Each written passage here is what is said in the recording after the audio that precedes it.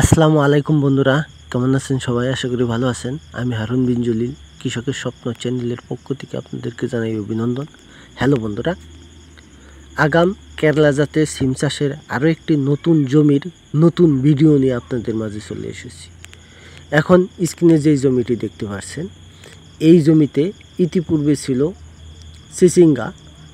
এখনও কিন্তু চিচিঙ্গার গাছগুলো মাচার উপরে রয়েছে এবং চিচিঙ্গা গাছ থেকে কিন্তু চিচিঙ্গা কন্টিনিউ উত্তোলন করা হচ্ছে।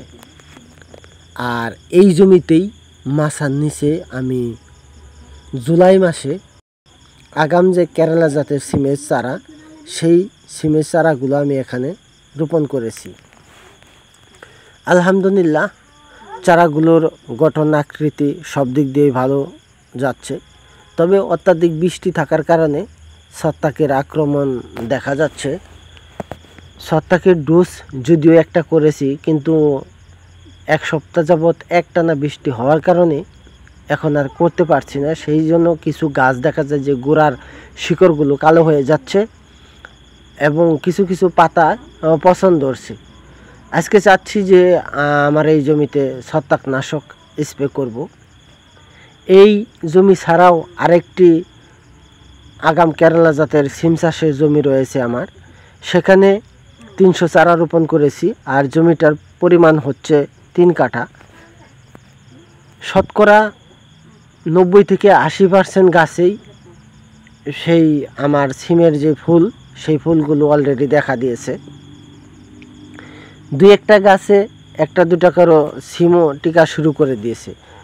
যদি এত বৃষ্টির চাপ না থাকতো, প্রতিদিন বৃষ্টি না হতো, তাহলে আশা করছি যে সেই জমি থেকে আমি কিছু না কিছু সিম হারভেস্টিং করতে পারতাম। কিন্তু অত্যাধিক বৃষ্টি থাকার কারণে সেই জমি থেকে আমি সিমগুলো হারভেস্টিং করতে পারছি না। সিমের যে ফুল, সেই ফুলগুলো পচে যাচ্ছে। তবে আশা করছি যে আল্লাহর রহমতে বৃষ্টির ভাব কেটে যাওয়ার পর সেই জমি থেকে আমি সিমগুলো উত্তোলন করতে পারবো বা হারভেস্টিং করতে পারবো।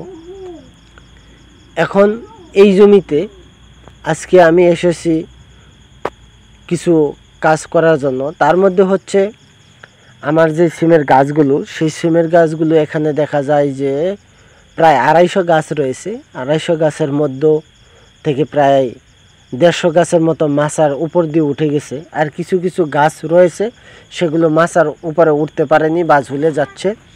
উপরে যে লতাগুলো রয়েছে, মানে উপরে যে মূল ডগাটা রয়েছে, ডগাটা মাটিতে পড়ে যাচ্ছে। সেই ডগাগুলো গাছের সাথে পেঁচিয়ে দেওয়ার জন্য, উপর দিকে উঠিয়ে দেওয়ার জন্য এসেছি। যেহেতু আমার এখানে পূর্ব থেকেই প্লাস্টিকের যে সুতলি, সেই সুতলির সাথে চিচিঙ্গার গাছগুলো দিয়েছিলাম।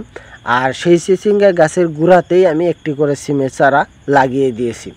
এতে করে আমার নতুন করে কোনো সাপোর্ট দিতে হচ্ছে না সিমের চারাগুলো উপরে উঠিয়ে দেওয়ার জন্য।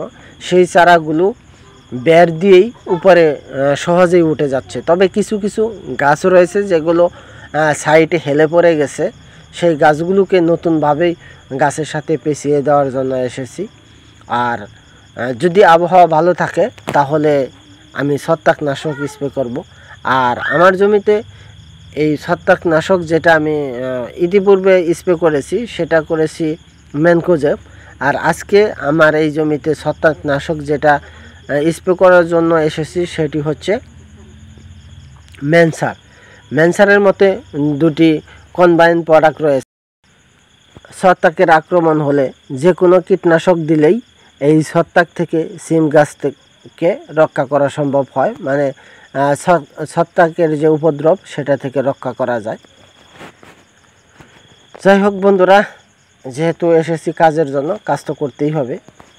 আজকের ভিডিও তাহলে এখানে শেষ করতে যাচ্ছি। ভিডিওটি যদি আপনাদের ভালো লাগে তাহলে অবশ্যই লাইক কমেন্ট শেয়ার করবেন। আর যারা আমার চ্যানেলে নতুন তারা অবশ্যই আমার চ্যানেলটি সাবস্ক্রাইব করবেন। আর পরবর্তী কোনো ভিডিও নিয়ে আবার চলে আসব। সেই পর্যন্ত আপনারা ভালো থাকবেন। ধন্যবাদ।